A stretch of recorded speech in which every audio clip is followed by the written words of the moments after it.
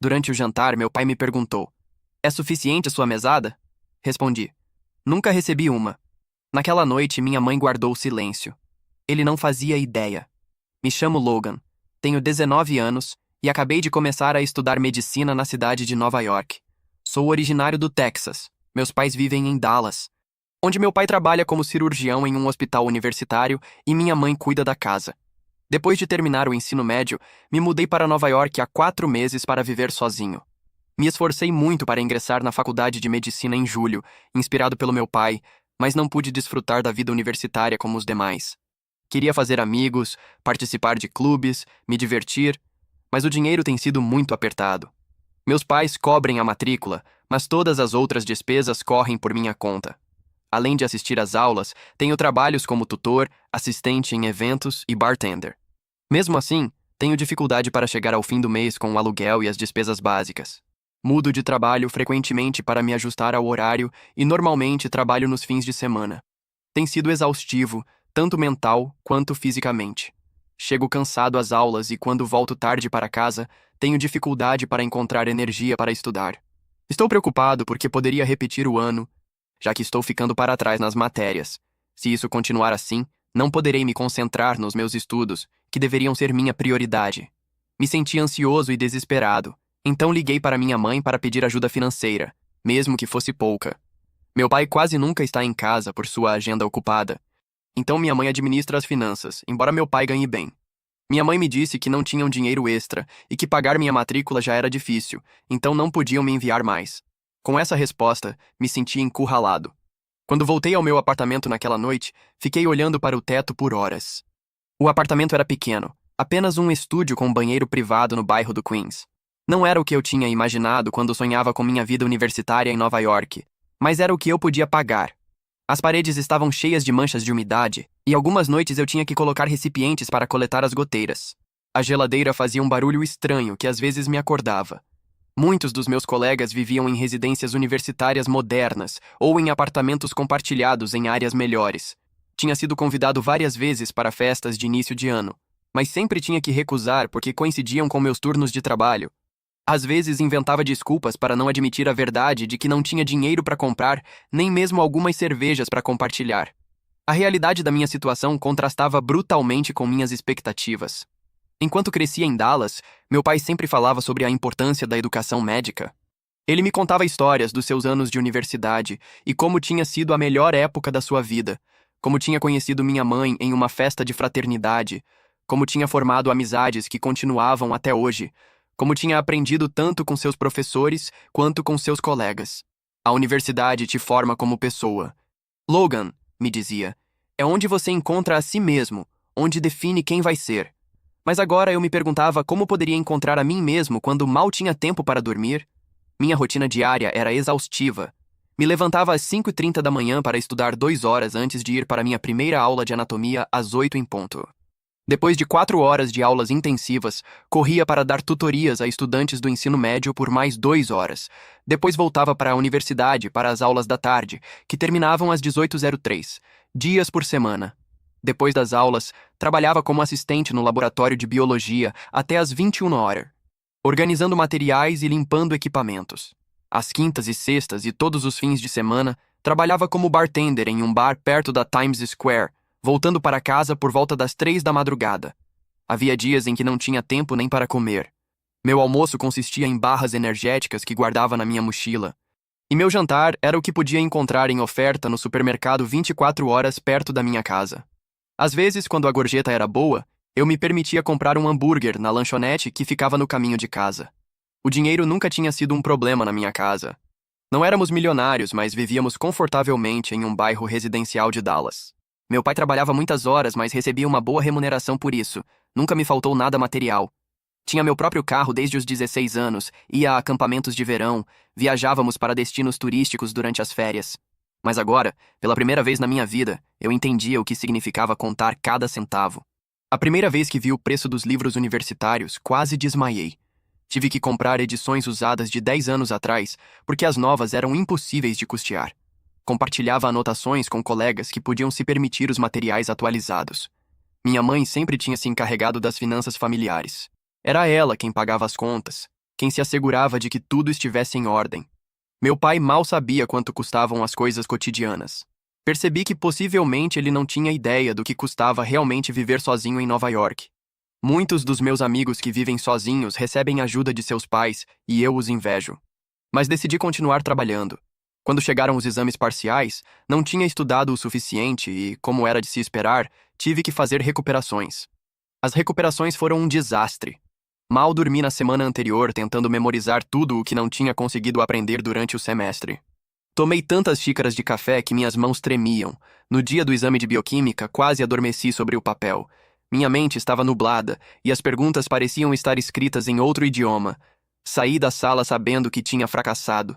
Sentei-me em um banco do campus e, pela primeira vez desde que tinha chegado a Nova York, chorei. Não eram lágrimas de tristeza, mas de frustração. Tinha trabalhado tão duro para chegar aqui. Tinha sonhado em ser médico desde criança e agora tudo estava desmoronando diante dos meus olhos. Naquele dia, faltei ao meu turno no laboratório. Não tinha energia para fingir que tudo estava bem. Em vez disso, caminhei pelo Central Park observando famílias que passeavam, casais que riam, estudantes que descansavam sob as árvores com seus livros. Perguntei-me se algum dia teria essa tranquilidade, essa normalidade que parecia tão distante para mim. Meu telefone tocou enquanto observava o lago. Era meu chefe do laboratório. Logan, onde você está? Estou esperando há 1 hora. Sinto muito. Não me sinto bem. Respondi sem mentir totalmente.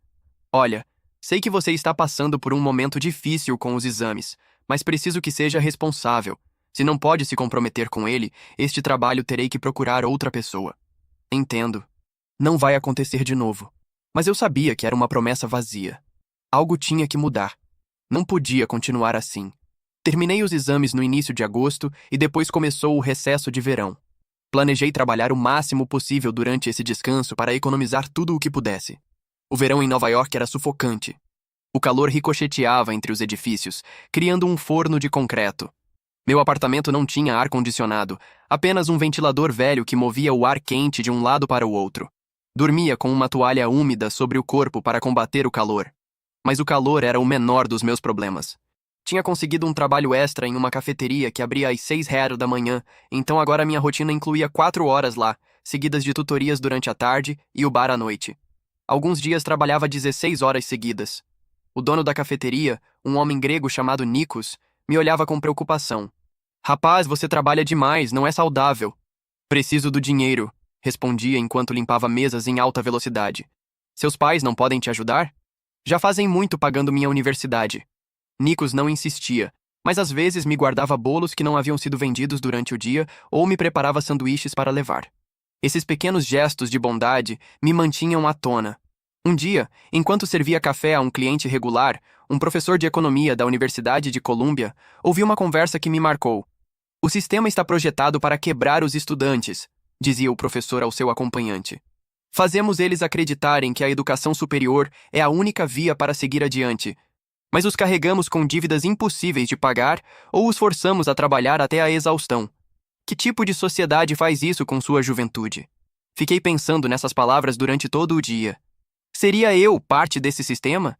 Estaria sacrificando minha saúde, meu bem-estar, minha juventude por um diploma que talvez nem conseguisse se continuasse assim? Depois das férias, quero me concentrar mais nos meus estudos, então reduzirei meus turnos de trabalho. Isso significa que devo economizar mais, então também reduzirei meus gastos diários. Comecei a fazer cálculos e a manter um registro detalhado de cada gasto. Descobri que grande parte do meu dinheiro ia para o transporte público. Decidi comprar uma bicicleta de segunda mão por $50. Estava enferrujada e a corrente saía a cada poucos quilômetros, mas me permitia me locomover pela cidade sem gastar em metrô ou ônibus. Também reorganizei meu orçamento de alimentação.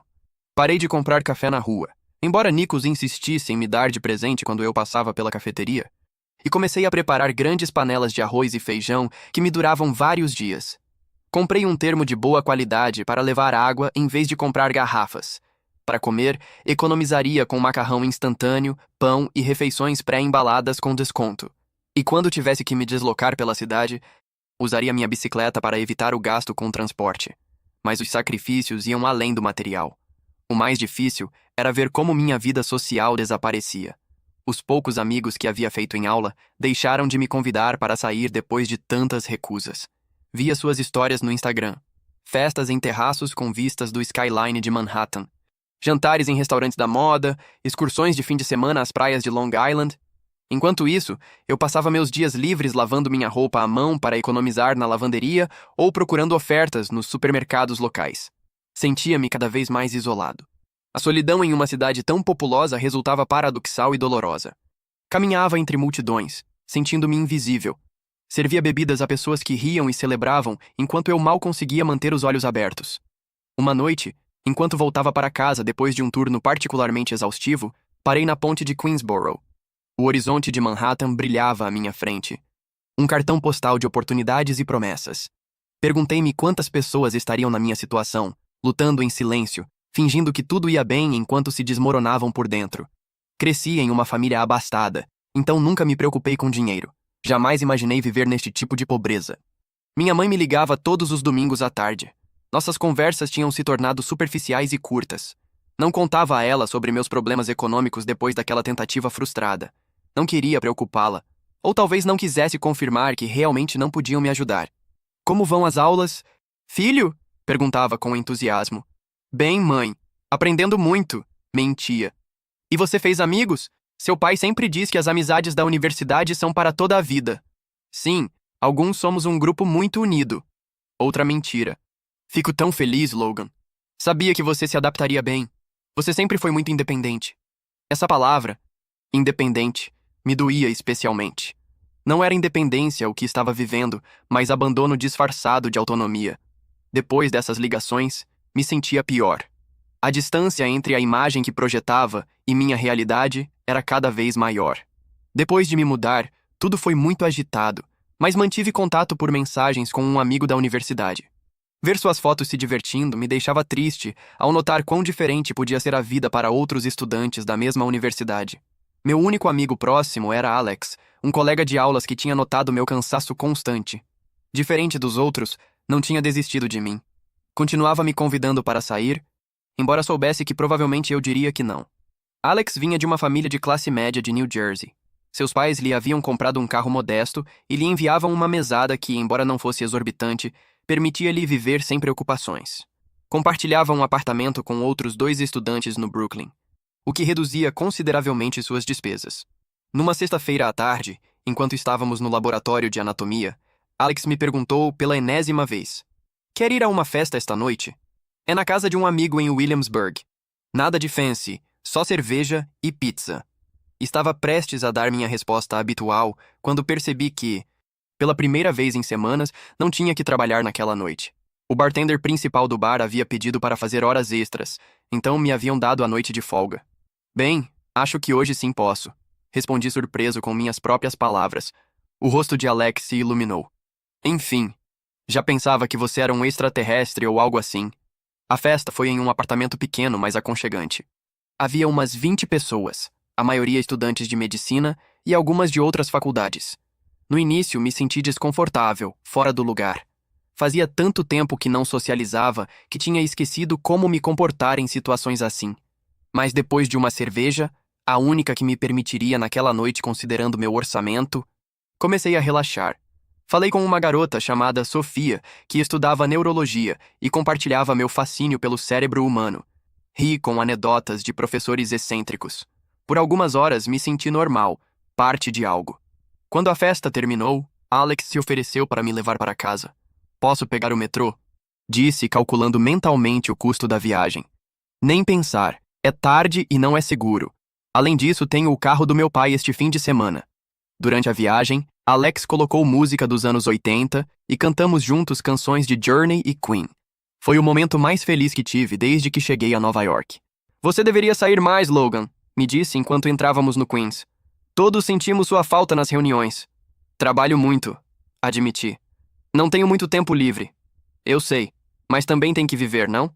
A universidade não é só estudar e trabalhar." "Para alguns de nós, sim é", respondi mais acidamente do que pretendia. Alex guardou silêncio por um momento e então perguntou sinceramente: "Você está bem, Logan?" "De verdade?"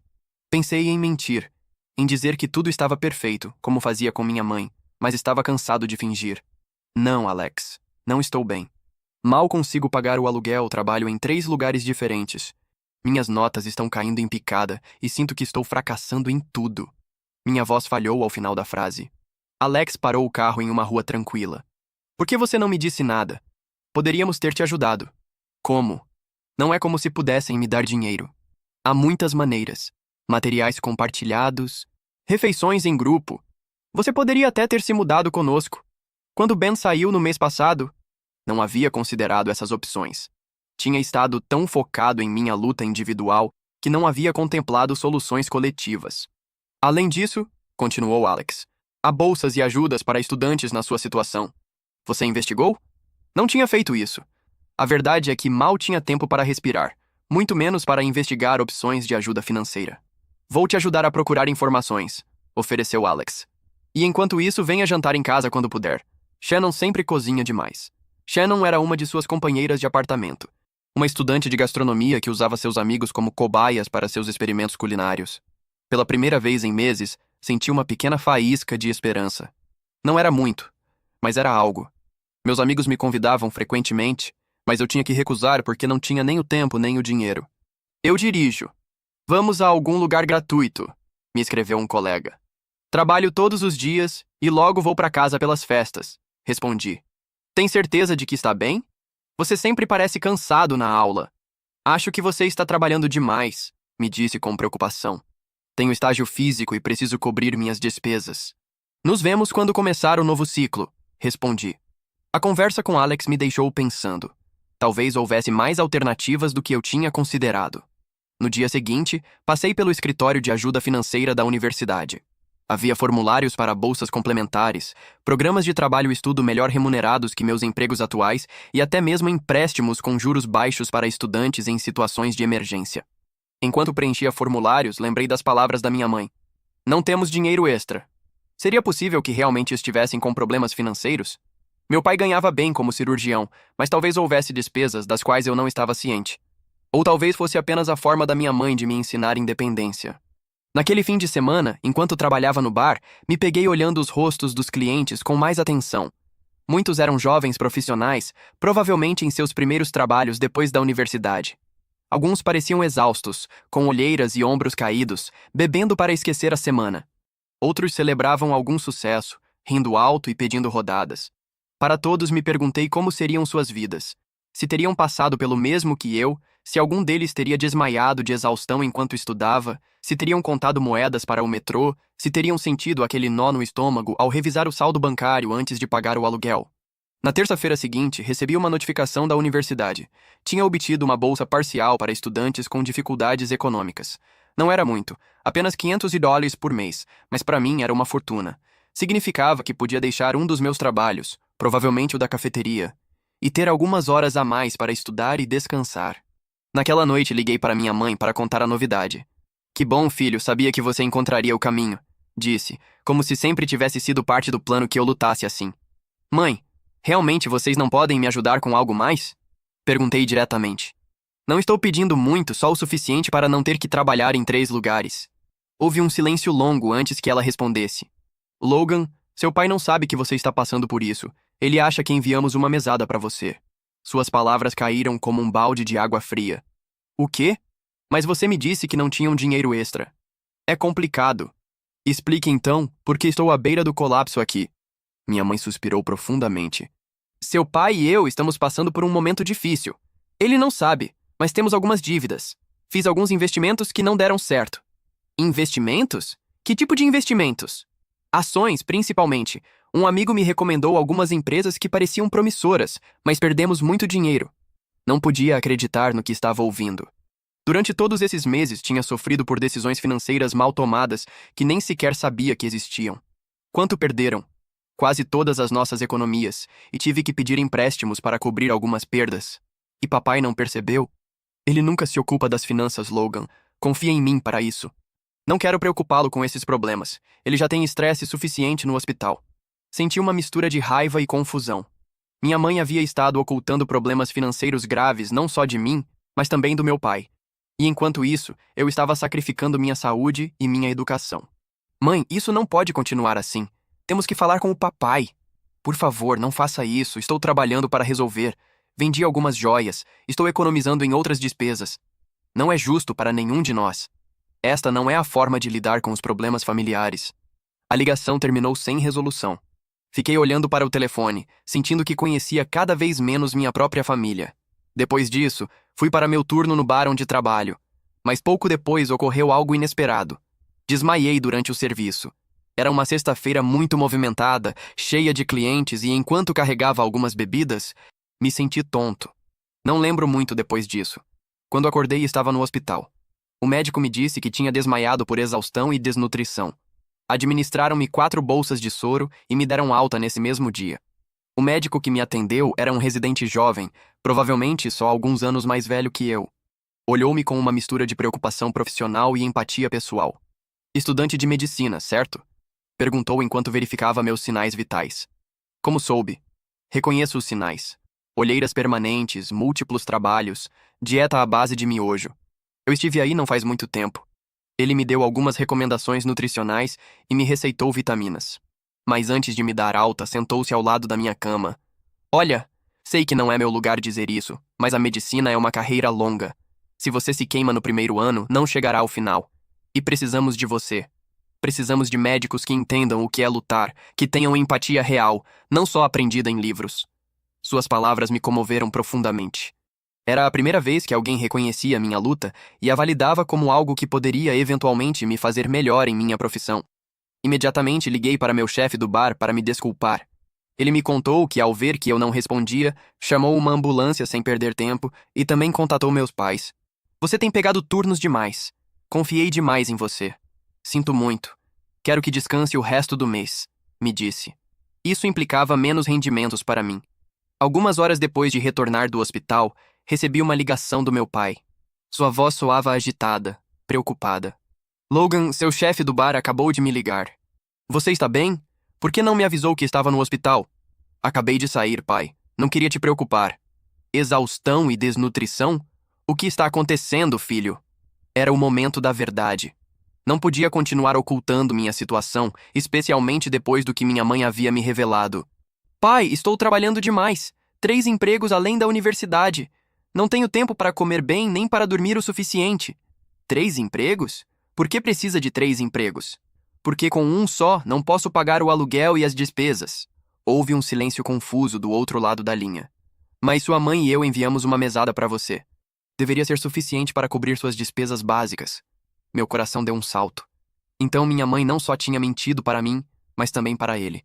Pai, nunca recebi nenhuma mesada. O silêncio que se seguiu foi ainda mais longo e pesado. Vou ligar para sua mãe, disse finalmente. E depois ligo de volta para você. Desliguei, sentindo uma mistura de alívio e ansiedade. A verdade finalmente estava vindo à tona, mas não sabia que consequências teria para minha família. Enquanto ia no metrô de volta para casa, me perguntava se deveria conseguir mais alunos para aulas particulares. Me sentia perdido. Deveria trabalhar no bar no dia seguinte, mas agora tinha o dia livre. Decidi ficar na cama e descansar.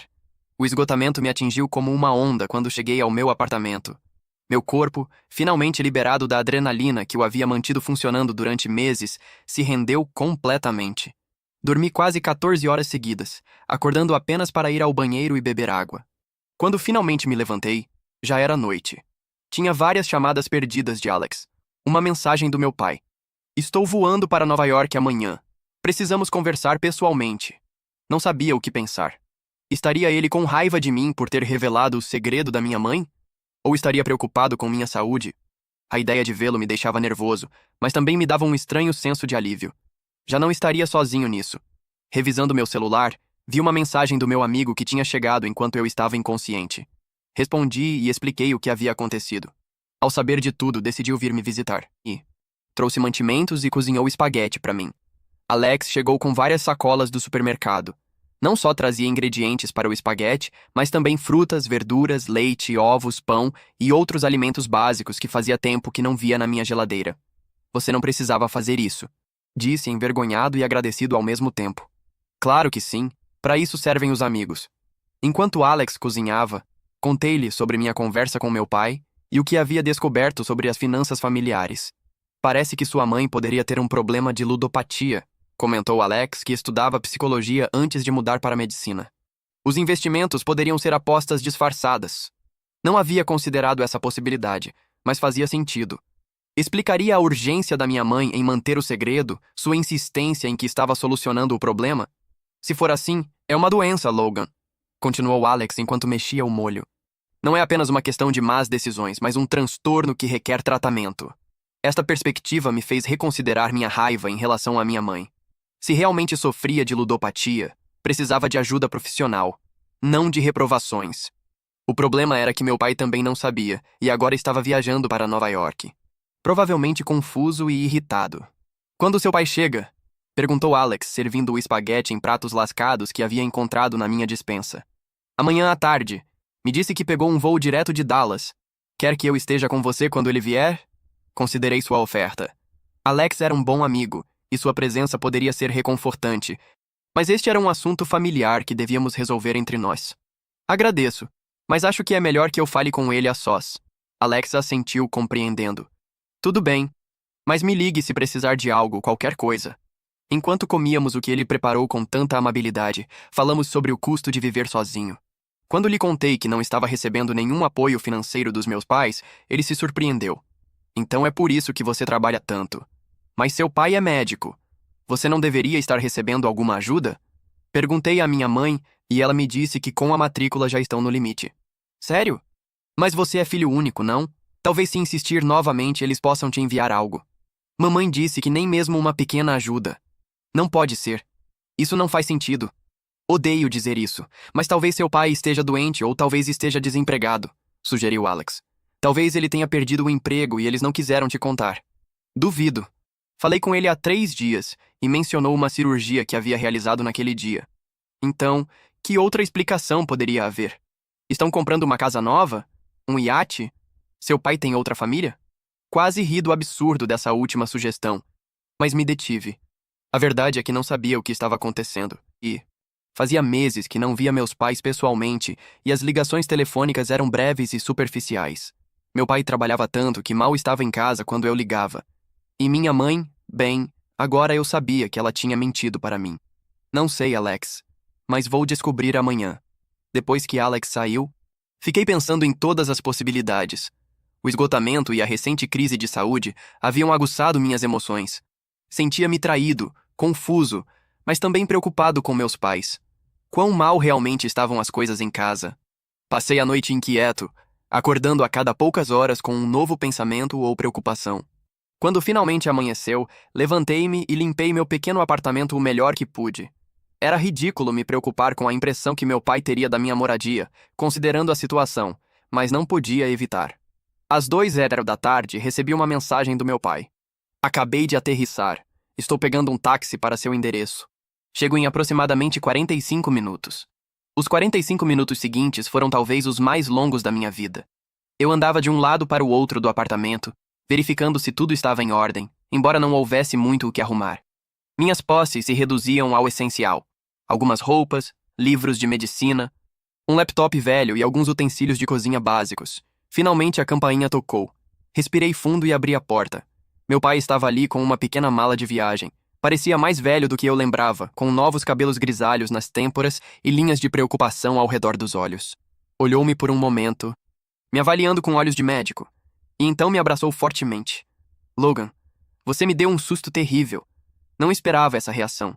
Tinha antecipado raiva, confusão, talvez até mesmo acusações, mas não esta preocupação sincera e avassaladora. Estou bem, pai. Foi só um desmaio por cansaço. Ele me soltou e entrou no apartamento, observando o espaço com atenção profissional. Este lugar é pequeno, comentou, tentando ser diplomático. É o que posso pagar, respondi, sentindo uma pontada de vergonha, embora soubesse que não era minha culpa. Meu pai assentiu lentamente e então se sentou na minha única cadeira. Eu me sentei na cama. Falei com sua mãe, disse diretamente, longa e detalhadamente. Seu tom era grave e seu olhar intenso. E? Perguntei, embora já imaginasse a resposta. Você tinha razão, nunca lhe enviamos uma mesada. Sua mãe me disse que você preferia ser independente, que tinha recusado nossa ajuda. Senti que a raiva voltava a subir pela minha garganta. Isso não é verdade. Eu pedi ajuda a ela várias vezes. Meu pai assentiu, como se já esperasse essa resposta. Eu sei. Revisei nossas contas bancárias, algo que deveria ter feito há muito tempo, e encontrei irregularidades. Que tipo de irregularidades? Retiradas grandes, transferências, referências a contas que não reconheço, empréstimos que não sabia que existiam. Mamãe mencionou investimentos que deram errado. Meu pai soltou uma risada amarga. Não eram investimentos, Logan, eram apostas. Sua mãe tem um problema com jogos de azar há anos. Pensei que ela tinha superado, mas parece que só ficou melhor em escondê-lo. Senti um nó no estômago. Alex tinha razão. Minha mãe sofria de ludopatia. Quão ruim está a situação? Perguntei, temendo a resposta.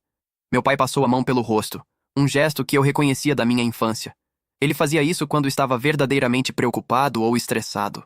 Bastante ruim. A casa está hipotecada novamente, apesar de já termos pago. Há vários empréstimos pessoais em nome dela e os cartões de crédito estão no limite. E minha matrícula universitária? Tenho pago diretamente. Isso pelo menos está garantido. Senti um pequeno alívio. Pelo menos minha educação não estava em perigo. O que vamos fazer? Perguntei, me sentindo de repente como uma criança pequena que busca que seus pais resolvam um problema. Meu pai me olhou com determinação. Primeiro vamos resolver sua situação. Chega de múltiplos trabalhos, chega de passar fome. Vou abrir uma conta e transferir uma mesada para você. Real, suficiente para que viva decentemente e se concentre nos seus estudos. Mas e as dívidas? Disso cuido eu. E sua mãe vai receber ajuda profissional desta vez. Não é negociável. Assenti, agradecido por sua firmeza e clareza. E agora, continuou, vamos procurar um lugar melhor para você morar. Este apartamento não é adequado para ninguém, muito menos para um estudante de medicina. Não é tão ruim. Protestei fracamente, embora soubesse que ele tinha razão. Logan, você tem mofo nas paredes e posso ouvir os ratos nos cantos. Não é saudável. Eu não podia discutir isso. O apartamento era barato por uma razão. E o contrato de aluguel? Resolveremos. Se for necessário, pagarei a multa por cancelamento antecipado. A determinação do meu pai me deu uma sensação de segurança que não sentia há meses. Mas ainda restava um tema pendente. Você está com raiva da mamãe? Meu pai suspirou profundamente. Estou decepcionado, preocupado e sim, também com raiva. Mas, sobretudo, me sinto culpado por não ter estado mais presente, por não ter percebido o que estava acontecendo tanto em casa quanto com você. Suas palavras ressoaram em mim. Apesar de tudo, eu não podia culpá-lo inteiramente. Eu também tinha contribuído para o problema ao não insistir mais, ao não ser completamente honesto sobre minha situação. Ambos confiamos demais, disse. Meu pai assentiu com um sorriso triste. Parece que sim, mas agora estamos conversando e isso é o importante. Durante as horas seguintes, meu pai e eu elaboramos um plano. Procuraríamos um novo apartamento, preferencialmente compartilhado com outros estudantes para reduzir custos. Estabeleceríamos uma mesada razoável que me permitiria me concentrar nos meus estudos sem ter que trabalhar tantas horas. E teríamos comunicação real e frequente, não apenas ligações superficiais onde todos fingíamos que tudo estava bem. Também falamos sobre minha mãe. Meu pai tinha programado uma intervenção com um especialista em vícios para quando retornasse a Dallas. Não seria fácil, mas era necessário. À noite, saímos para jantar em um pequeno restaurante italiano perto do meu apartamento. Era a primeira vez em meses que eu comia em um estabelecimento que não fosse de fast food. Sabe, disse meu pai enquanto comíamos. Quando estava na faculdade de medicina, também passei por momentos difíceis. Sério?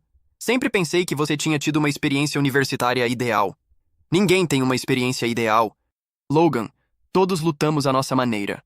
Eu trabalhei como assistente no necrotério para pagar minhas despesas. Não era tão glamouroso quanto ser bartender. Pela primeira vez em muito tempo, ri de verdade. Não há nada de glamouroso em ser bartender em um bar de quinta em Queens, acredite. Meu pai sorriu. O ponto é que entendo a luta. O que não entendo é por que você não me pediu ajuda diretamente. Acho que queria provar que podia fazer isso sozinho, admiti. Ser um médico tão bom quanto você, tão independente. Logan, ser médico não se trata de aguentar sofrimento desnecessário. Trata-se de aprender a pedir ajuda quando você precisa, para poder ajudar outros depois. Suas palavras me atingiram com força. Eu tinha estado tão focado em provar meu valor que havia esquecido a lição mais básica da medicina. Ninguém pode curar sozinho. No dia seguinte, meu pai e eu visitamos vários apartamentos compartilhados perto da universidade. Encontramos um que parecia promissor, um apartamento de 3 quartos em Washington Heights, compartilhado com outros 2 estudantes de medicina. O aluguel era razoável, dividido entre 3, e o lugar estava limpo e bem mantido. Depois de assinar o novo contrato e pagar o depósito, ele insistiu em fazê-lo. Meu pai me acompanhou ao meu antigo apartamento para pegar minhas coisas. Não demorou muito tempo. Todas as minhas posses cabiam em 2 malas grandes. Antes de ir para o aeroporto, meu pai me deu um abraço longo e forte. Estou orgulhoso de você, Logan. Apesar de tudo, você demonstrou uma determinação e resiliência que muitos não têm.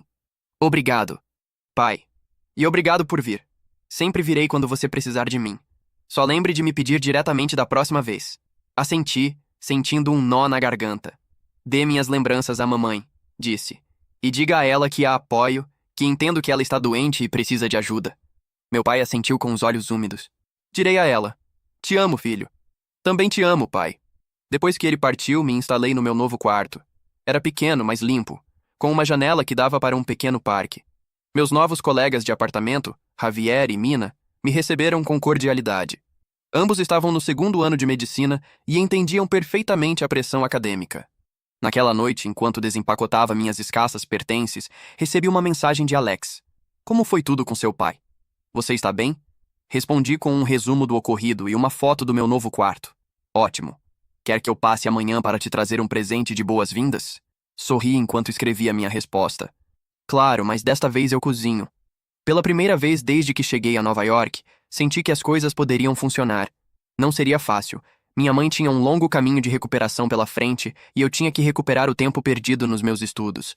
Mas já não estava sozinho nesta luta. Na semana seguinte, deixei meus trabalhos na cafeteria e, como assistente de laboratório, mantive apenas o trabalho de tutor, que era melhor remunerado e menos exigente fisicamente.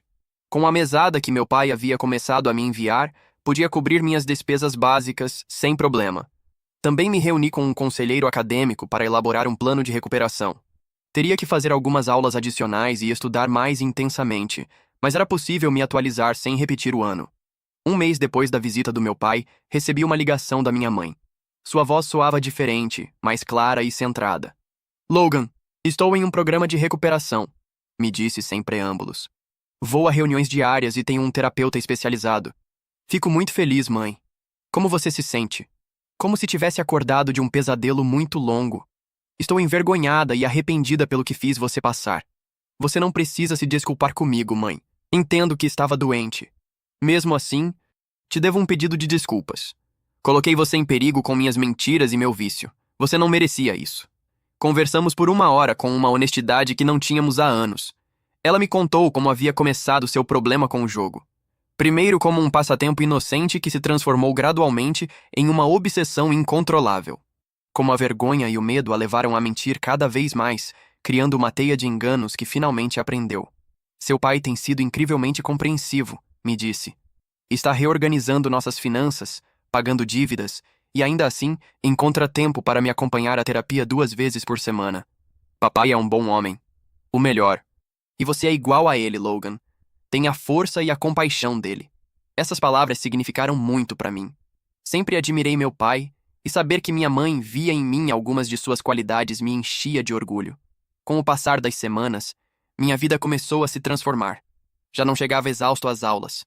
Podia me concentrar nas lições e participar das discussões. Comecei a fazer parte de um grupo de estudo com Alex e outros colegas, o que não só me ajudou academicamente, mas também fortaleceu minhas relações sociais. Meu novo apartamento compartilhado resultou ser muito melhor do que eu esperava. Javier era um excelente cozinheiro e nos revezávamos para preparar as refeições. Mina organizava noites de cinema às sextas-feiras e logo se tornou uma tradição sagrada.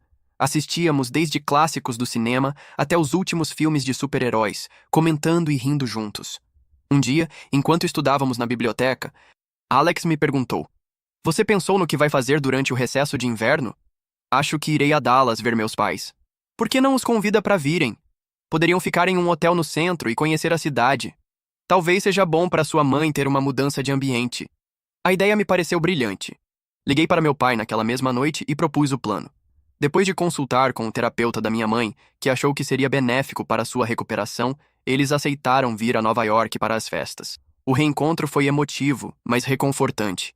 Minha mãe parecia melhor, mais saudável e serena. Meu pai parecia ter recuperado parte de sua jovialidade perdida. Levei-os para conhecer meu novo apartamento, meus colegas e Alex, que se tornaram um pilar fundamental da minha vida em Nova York. Uma noite, enquanto jantávamos em um pequeno restaurante no Village, Meu pai trouxe à tona um tema que estava rondando minha mente. Logan, tenho pensado. Você já considerou a possibilidade de fazer uma especialidade em psiquiatria? Me surpreendi com a pergunta. Sempre tinha presumido que seguiria seus passos na cirurgia. Não realmente. Por quê? Porque você demonstrou uma enorme capacidade para entender e lidar com situações emocionais complexas. O que você viveu este ano, a forma como lidou com a situação com sua mãe, isso mostra uma empatia e uma força que seriam inestimáveis na psiquiatria. Nunca tinha visto dessa maneira. Sempre tinha pensado na minha luta como um obstáculo, não como uma experiência formativa que poderia orientar minha carreira. Vou pensar nisso, respondi honestamente. Minha mãe, que estivera escutando em silêncio, acrescentou. Seja qual for a especialidade que você escolher, será um grande médico, Logan, porque já aprendeu a lição mais importante. Mais do que curar, é saber como cair e se levantar de novo. Suas palavras ressoaram profundamente em mim. Apesar de tudo o que aconteceu, ou talvez graças a isso, sentia que estava no caminho certo. Tinha descoberto uma resiliência em mim que não sabia que existia. Tinha formado amizades genuínas e aprendido a pedir ajuda quando precisava. A vida em Nova York continuava sendo desafiadora. A faculdade de medicina não se tornara mais fácil, e ainda havia momentos em que me sentia sobrecarregado pela carga acadêmica. Mas já não estava sozinho nesta luta. Tinha meus pais que agora estavam verdadeiramente presentes na minha vida. Tinha Alex e meus novos amigos.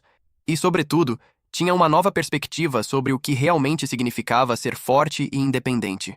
Quando terminou o recesso de inverno e meus pais retornaram a Dallas, senti uma mistura de tristeza e otimismo. Sabia que o caminho para a recuperação completa da minha mãe seria longo e que nossa relação familiar continuaria precisando de trabalho e honestidade. Mas também sabia que tínhamos dado os primeiros passos na direção certa. O novo semestre começou com desafios renovados.